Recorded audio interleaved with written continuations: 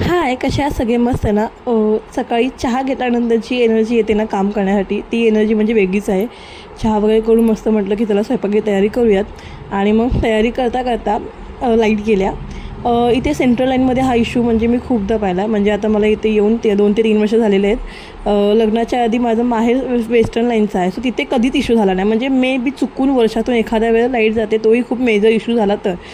इथे लाईट जातात ह्याचं रिझन हे आहे. इथं पण इथे कंटिन्यू लाईट जातात, म्हणजे रेग्युलर लाईट जाणार, तुमचा अर्धा तास का होईना लाईट जाणार.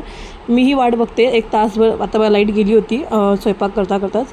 लाईट जर गेली ना, मी तासभर किंवा 1.5 तास वाट बघते. त्याच्यानंतर मी मेल टाकते किंवा कॉल करते की काय झालं इश्यू, किंवा SMS द्वारे मेल म्हणजे सांगते की बाबा लाईट गेली म्हणून. सो त्यानंतर ह्यानी डीमार्टचा माल वगैरे आणला होता. पण मला वाटतं की लाईट का जाते, एवढं प्रत्येकाला त्रास होत असेल, त्या रिगार्डिंग ना महावितरणाने काहीतरी सोय केली पाहिजे असं मला पर्सनली वाटतं. सो चला भेटूयात नेक्स्ट व्लॉगमध्ये. बाय.